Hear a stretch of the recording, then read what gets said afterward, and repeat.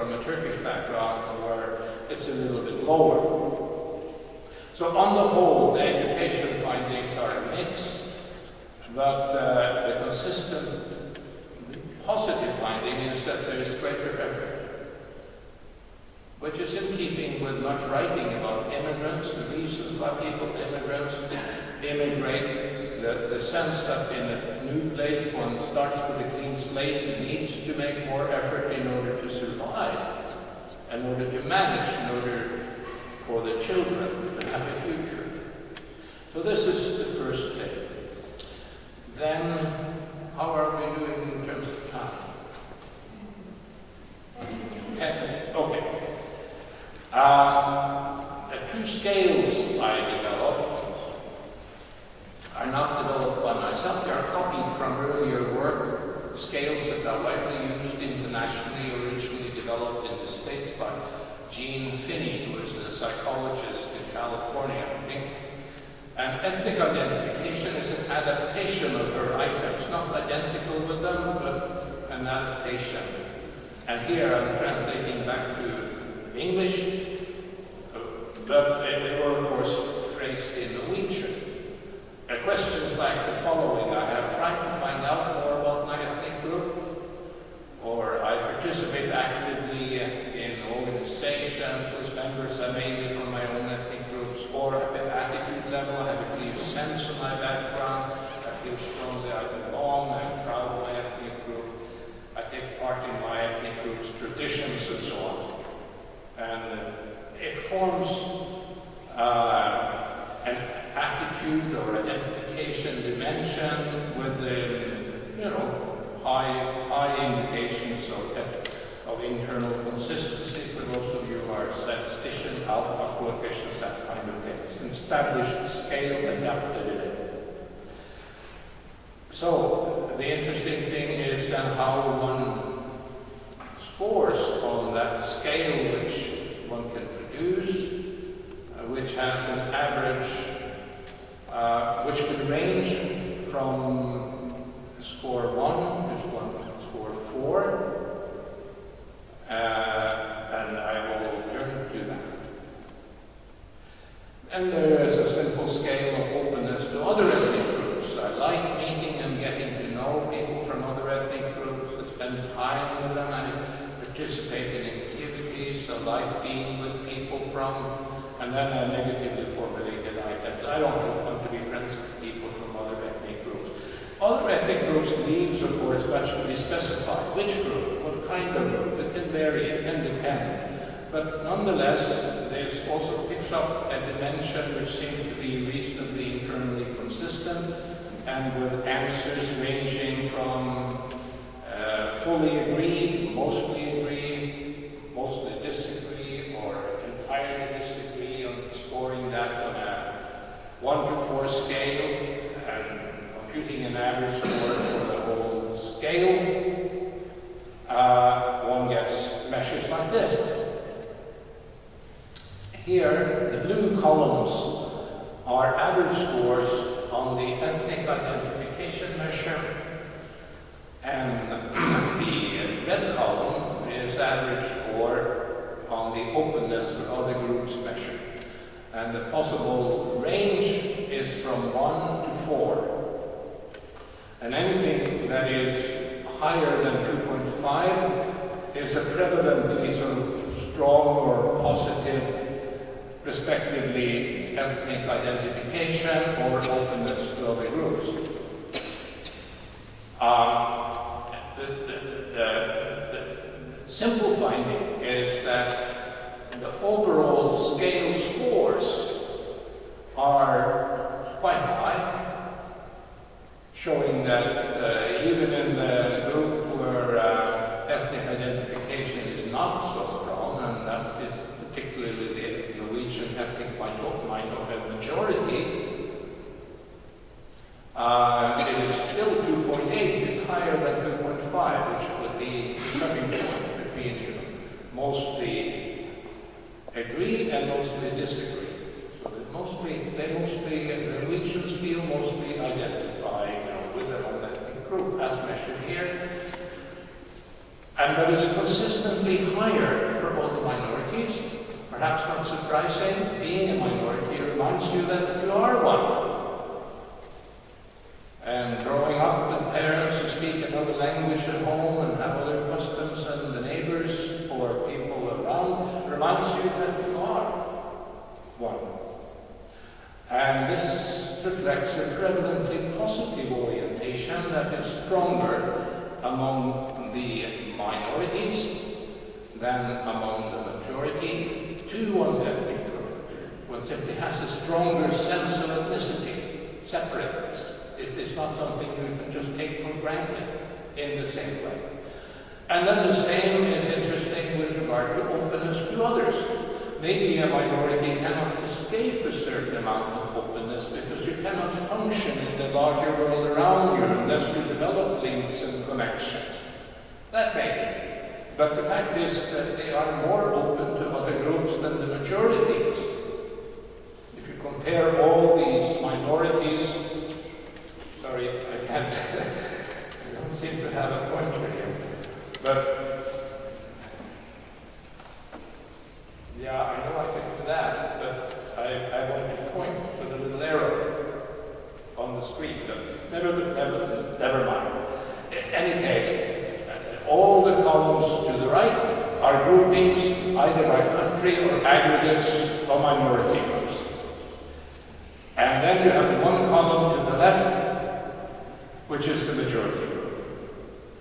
And the consistent pattern is that both ethnic identification and openness to other groups will be higher if you are a minority than if you are in the majority. Perhaps not earth-shaking, but it does say something about how people perceive themselves and others. So far, nothing that is earth-shaking. This is a finding that I like because I don't think it has been shown much before. And it basically shows that both of these traits are positively correlated. For all minority groups, although they are a varying sample size here, and some of the smaller cases to the right, India, Iran, are based on very small samples, but are all significantly positive, different from zero by normal statistical testing. Also for the majority to the left, where it is a correlation of 0.04. It is not negative. Now, that is a totally negligible positive relationship, of course. In any event, I would say that you need a correlation at least about 0.15, 0.2 or 0.25 in order to attach any kind of substantive value to it. And most of these are not much higher than that. But they are all positive, in a positive direction. So the two traits do not behave statistically as if one occurred at the expense of the other. They occur either as if one possibly could influence the other, which optimists might think ethnic identification does, or as if they have some shared underlying cause, which I think is more likely.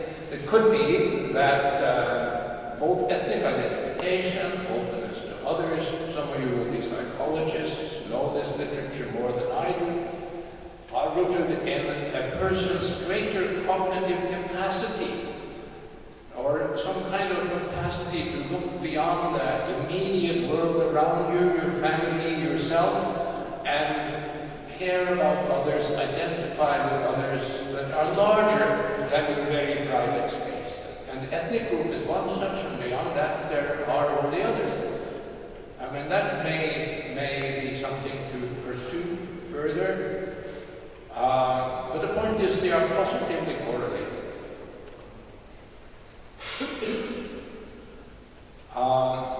Then, in the paper that is being revised, in which these kinds of associations are examined, I construct different acculturation orientations.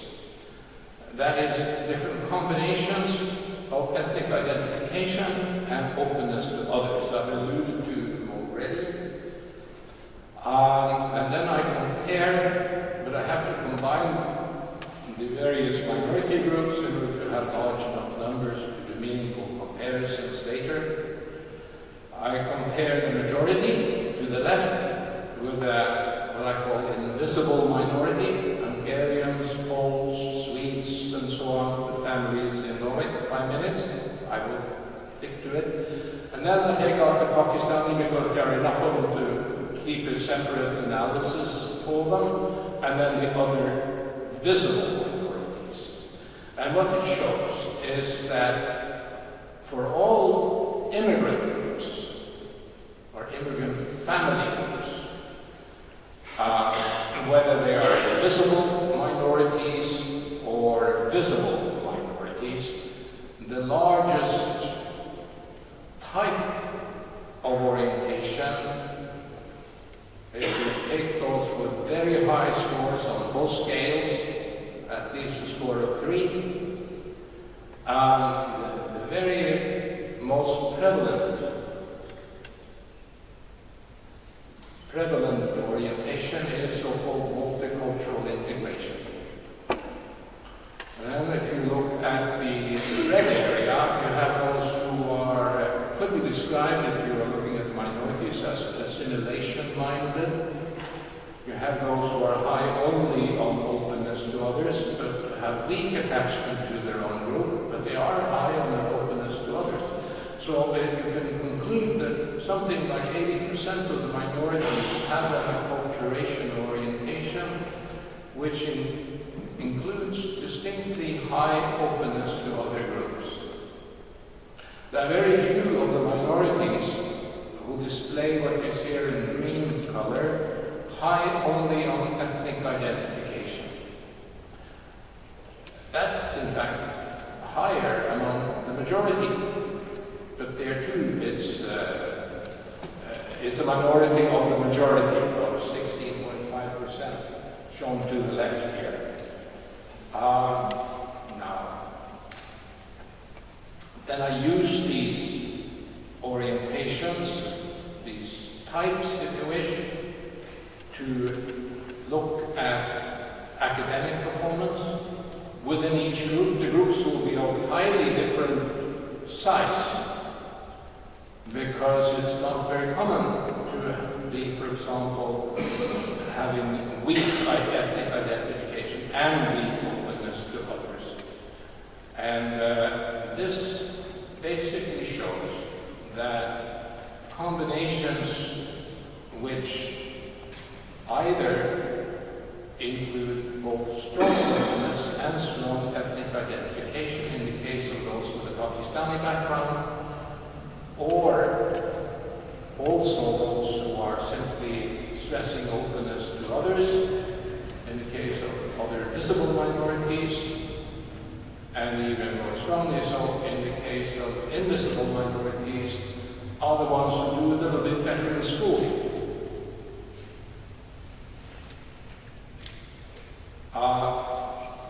In other words, it's not an entirely clear-cut pattern. It depends on the background, whether a given acculturation orientation seems to facilitate, or at least is positively associated with, better school performance.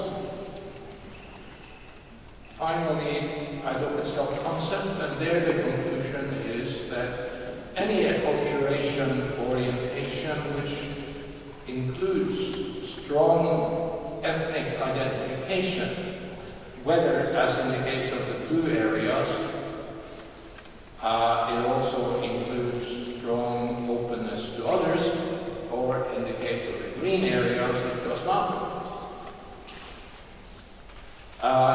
Those orientations are associated with the highest scores on the self-concept measure, which I don't really have the time to go into detail about. But those are the findings, and here's the summary which I've already given you. So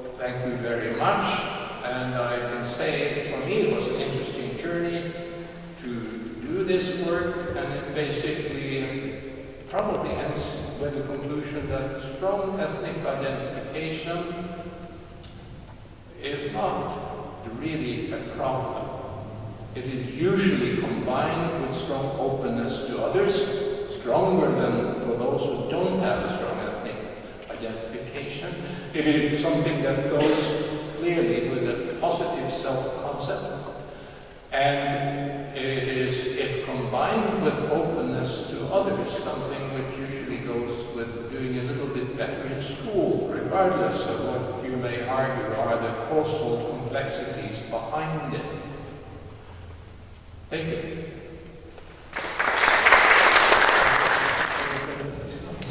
Also, let me take the opportunity of thanking your contribution, Erich, our researcher, and let me hope that in the next time you might also contribute, probably with this lecture with others. A remark and a question. The remark is that probably I can answer for it in the form of a question. Do you think that that this your findings depend on the type of culture the ethnic group is holding or has been associated as a cultural phenomenon? What I have in mind is that different ethnic groups have, of course, different cultures. And probably there are cultures where the openness is embedded, while in other culture it is not. And if you come across with, if you compare these cultures, you can easily feel that, well, ethnic identification is going together with openness, or is not going. For instance, take a fundamentalist group, which identified itself with fundamentalist values, where the key value is not to be open. So probably you answer, you understand. My question is more theoretical than this. You regularly use the word integrated.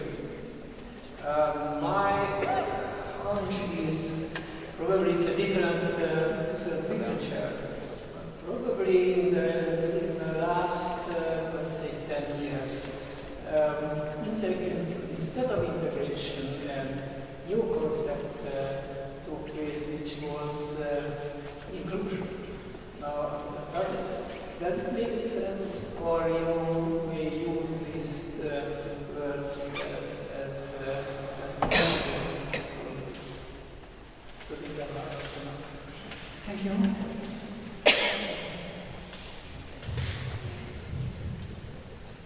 Professor Kosma, I have also admired your work, and we had the pleasure of taking an airplane trip once. You may not remember, but I do.